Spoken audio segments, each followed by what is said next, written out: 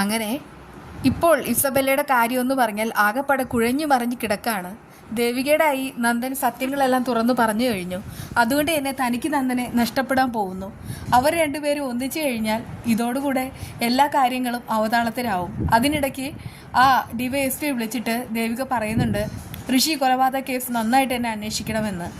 എന്തായാലും സത്യങ്ങളെല്ലാം പുറത്തു വരാനായിട്ട് പോവാണ്. ഋഷി മരിച്ചിട്ടില്ല. അങ്ങനെയുള്ളപ്പോൾ എങ്ങനെ സത്യം തെളിയിക്കും? എല്ലാ സത്യങ്ങളും അയാൾക്കറിയാം. അയാളാണ് എല്ലാറ്റിനും കൂട്ടുന്നതും.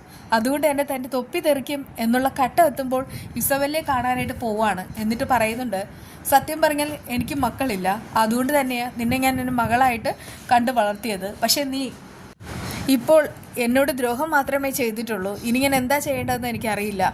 അല്ലെങ്കിൽ തന്നെ നിനക്ക് ഒരുപാട് പേർ, എത്രയോ പേർ നിന്നെ വിവാഹം കഴിക്കാനിരുന്നതാണ്. എല്ലാം മുടക്കിയിട്ട് നന്ദനെ തന്നെ മതിയെന്ന് നീ തന്നെയാണ് വാശി പിടിച്ച് പറഞ്ഞത്.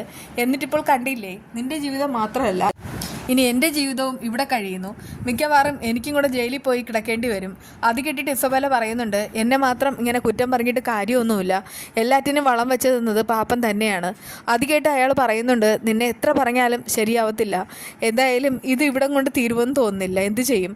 അത് കേട്ട് ഇസബെല്ല പറയുന്നുണ്ട്, ഞാൻ ആഗ്രഹിച്ചത് നന്ദനെയാണെങ്കിൽ എനിക്കത് കിട്ടിയിരിക്കും. അതിനു വേണ്ടിയിട്ട് ഞാൻ ഏത് അറ്റകയും പ്രയോഗിക്കും. എനിക്ക് വേണ്ടി ഇനി പാപ്പൻ ഒരു സഹായം കൂടെ ചെയ്തു തരണം. ഋഷി മരിച്ചിട്ടില്ല എന്നുള്ള സത്യം തെളിയാൻ പോവാണ്. നമുക്കങ്ങ് ഋഷിയെ കൊന്നാലോ? അതികിട്ട് അയാൾ പറയുന്നുണ്ട്, ദേ നീ ഇപ്പോൾ തന്നെ തീ കൊണ്ട് തല ചൊറിയാണ്. ഇത് പറ്റത്തില്ല. ഇസബെല്ല പറയുന്നുണ്ട്, നന്ദനെ കിട്ടിയില്ലെങ്കിൽ ഞാൻ ഉറപ്പായിട്ടും മരിക്കും. സത്യമാണ് പറയുന്നത്. ഇസബെല്ല പറയുന്നതല്ല, പ്രവർത്തിച്ച് കാണിക്കും. അത് കേട്ട് അയാൾക്ക് ആകെ ആദിയാവുന്നു. പെട്ടെന്ന് തന്നെ ഇസബെല്ല പറയുന്നുണ്ട്, ഞാൻ ഋഷിയെ എത്തിക്കാം. എങ്ങനെയെങ്കിലും ഋഷിയെ ഇല്ലാതാക്കണം. അങ്ങനെ ഋഷിയെ ഇല്ലാതാക്കാം എന്നുള്ള പ്ലാനുമായിട്ട് മുന്നോട്ട് പോവാണ്. അങ്ങനെ ഋഷിയെ അവരുടെ കെണിയിൽ പെടുത്തുകയും ചെയ്യുന്നു. ആ സമയത്ത് ഋഷി മുന്നിലെത്തുമ്പോൾ തന്നെ പാപ്പൻ പറയുന്നുണ്ട്, ഇസബെല്ല എനിക്ക് മകളാണ്, നിനക്കെല്ലാം അറിയാമല്ലോ. ഇസബെല്ല ഇല്ലാതാവുന്ന കാര്യം വിചാരിക്കും കൂടെ വയ്യ. അവളാണെങ്കിൽ നന്ദനെ ഒത്തിരി ആഗ്രഹിച്ചു പോയി. പക്ഷെ ദേവികയോട് അവൻ എല്ലാ സത്യങ്ങളും തുറന്നു പറഞ്ഞു കഴിഞ്ഞു. ദേവിക ഇല്ലായിരുന്നെങ്കിൽ ഉറപ്പായിട്ടും എൻ്റെ ഇസബെല്ലയും നന്ദനും ഒന്നിക്കുമായിരുന്നു. അതുകൊണ്ട് തന്നെ നന്ദനെ എങ്ങനെയെങ്കിലും എനിക്ക് കൊടുത്തേ മതിയാവൂ. അതിനിങ്ങനെ ഒരാളെ കൊല്ലാൻ പോവാ. അത് കേട്ട് ഋഷി ചോദിക്കുന്നുണ്ട്, അതിനെന്തിനാ സാർ എന്നെ കാണണമെന്ന് പറഞ്ഞത്? കൊല്ലേണ്ടത് ഒരാളെ തന്നെയാ. നീ അങ്ങ് ഇല്ലാതാവണം. നീ ഇല്ലാതായി കഴിഞ്ഞാൽ നന്ദൻ്റെ അതോടുകൂടെ എല്ലാ പ്രശ്നങ്ങൾക്കും പരിഹാരം ഉണ്ടാവും. ഇത് നിന്നെ എപ്പോഴെങ്കിലും കണ്ടുപിടിച്ച് കഴിഞ്ഞാൽ അതോടുകൂടെ ഈ ഇസബെല്ല പറ്റിക്കുകയാണെന്ന് നന്ദന് മനസ്സിലാവും. അത് കേട്ടിട്ട് ഋഷി ഒന്ന് പൊട്ടിച്ചിരിക്കുകയാണ്. സാറെന്താ തമാശ പറയാണോ? എന്നെ കൊല്ലാനോ? ഒരു കാരണവശാലും ഇനി അതൊന്നും നടക്കാനായിട്ട് പോവില്ല. അത് കേട്ട് അയാൾ പറയുന്നുണ്ട്, ഇല്ല, അത് ഞാൻ നടത്തിയെടുക്കും. ഇനി നിനക്ക് പുറത്ത് കിടക്കാനാവില്ല. കാരണം നിന്നെ ഇനി ആരും കണ്ടുപിടിക്കാൻ പാടില്ല. ഈ ഒരു കേസിൻ്റെ അന്വേഷണ ചുമതല എൻ്റെ തലയിലാണ് ഉള്ളത്. അതുകൊണ്ടൊക്കെ നിന്നെ കണ്ടുപിടിക്കാതാവുമ്പോൾ തന്നെ നീ മരിച്ചു എന്ന് വിലയിരുത്താനും കഴിയും. അത് കേട്ടിട്ട് ഋഷി പറയുന്നുണ്ട്, അതൊക്കെ നിങ്ങളുടെ വ്യാമോഹമാണ്. എന്തായാലും നിങ്ങൾക്ക് മാത്രമല്ല ഞാനിപ്പോൾ ജീവനോടെ ഇരിക്കുന്നത് അറിയുന്നത്. എനിക്ക് വേണ്ടപ്പെട്ട കുറച്ച് പേരുണ്ട്. അവർക്കൊക്കെ കാര്യങ്ങൾ അറിയാം. അവരുടെ നിന്ന് ഒരിക്കലും സത്യം പുറത്തു പോവുകയില്ല. ഞാനിപ്പോൾ ഇങ്ങോട്ട് നിങ്ങളെ കാണാൻ വന്ന സമയത്ത് തന്നെ ഞാൻ ഇങ്ങോട്ടാണ് വരുന്നതെന്ന് പറഞ്ഞിട്ടാണ് വന്നിട്ടുള്ളത്. അത് കേട്ട് അയാൾ ആകെ അമ്പരം നിൽക്കാണ്. അപ്പോഴേക്കും ഋഷി പറയുന്നുണ്ട്, ഈ ഒരു കളിക്കളത്തിൽ കളിക്കാൻ ഇറങ്ങിയത് ആദ്യം എൻ്റെ അമ്മയാണ്. ആ സമയത്താണ് ഞാനാണെങ്കിൽ കിടപ്പിലാവുന്നത്.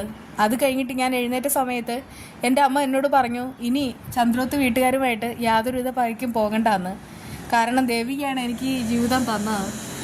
പക്ഷേ പ്രഭാവതിയോട് എനിക്ക് പകരം വീട്ടാതിരിക്കാനാവില്ല. അതിനു വേണ്ടിയിട്ട് ഞാൻ തുനിഞ്ഞിറങ്ങിയത്. അപ്പോഴാണ് നിങ്ങളുടെ മകളെയും കെവിനെയും എനിക്ക് കൂട്ടിന് കിട്ടിയത്. ഇനിയിപ്പോൾ എന്തൊക്കെ പറഞ്ഞാലും ശരി, നിങ്ങൾക്ക് എന്നെ ഒരു ചുക്കും ചെയ്യാനായിട്ട് കഴിയില്ല.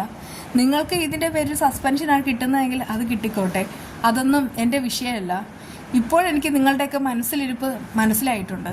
അതുകൊണ്ടൊക്കെ പറയാണ്, ഞാൻ ഇവിടെ നിന്ന് ഇറങ്ങാൻ അരമണിക്കൂർ വൈകിയാൽ എൻ്റെ പിള്ളേരാണെങ്കിൽ ഇങ്ങോട്ട് ഓടിക്കയറും. അതോടുകൂടെ നിങ്ങളായിരിക്കും അകത്താകാൻ പോകുന്നത്. അത് കേട്ട് അയാൾ പറയുന്നുണ്ട്, വേണ്ട, ചതിക്കണ്ട. എന്തായാലും നീ പൊക്കോളൂ. പക്ഷെ ഒരു കാര്യം മനസ്സിലായിക്കോ, നീ പോയാൽ നിന്നെ അവർ കണ്ടുപിടിക്കും. അതോടുകൂടെ എല്ലാം തകരും. ഋഷി പറയുന്നുണ്ട്, ഇതുവരെ കാര്യങ്ങൾ എത്തിക്കാൻ എനിക്ക് കഴിഞ്ഞുവെങ്കിൽ അവർക്ക് എന്നെ ഒരു ചുക്കും ചെയ്യാനായിട്ട് കഴിയില്ല. ഞാൻ എപ്പോഴും ഹൈഡായിട്ട് തന്നെ ഇരിക്കും. അല്ല, പ്രശ്നങ്ങൾ ഉണ്ടാക്കാൻ നിങ്ങൾക്ക് ശ്രമമാണെങ്കിൽ നിങ്ങളുടെ കാര്യത്തിൽ ഞാൻ തീരുമാനം ഉണ്ടാക്കും. ആ സമയത്ത് ഋഷി പെട്ടെന്ന് തന്നെ ഒരു ഗണ്ണെടുക്കുകയാണ്. എന്നിട്ട് അയാൾക്ക് നേർക്ക് നീട്ടുന്നുമുണ്ട്. അത് കണ്ടിട്ട് ആ DYSP ആകെ പേടിച്ചുറച്ച് നിൽക്കുന്നുമുണ്ട്. അപ്പോഴേക്ക് ഋഷി പറയുന്നുണ്ട്, ഇതേ തെറ്റം വരെ പോകുമെന്ന് ഞാൻ നോക്കട്ടെ. ഞാൻ തന്നെ ദേവികയുടെ എല്ലാ സത്യങ്ങളും തുറന്നു പറയും, പക്ഷെ എനിക്ക് സമയം വേണം. അത് കേട്ട് DYSP പറയുന്നുണ്ട്, നന്ദനെ നഷ്ടപ്പെട്ടാൽ ഇസബെല്ലയുടെ കാര്യത്തിൽ നമുക്കൊന്നും ചെയ്യാനായിട്ട് കഴിയില്ല. ഋഷി പറയുന്നുണ്ട്, അതൊക്കെ നിങ്ങളുടെ കാര്യമെന്ന്. അങ്ങനെ അവർ രണ്ടുപേരും പരസ്പരം ചതിക്കാൻ തീരുമാനമായ സ്ഥിതിക്ക് അവരിൽ ഒരാളുടെ കാര്യത്തിൽ തീരുമാനം ഉണ്ടാവും. ആ വിശേഷമായി വീണ്ടും കാണാം. ബൈ.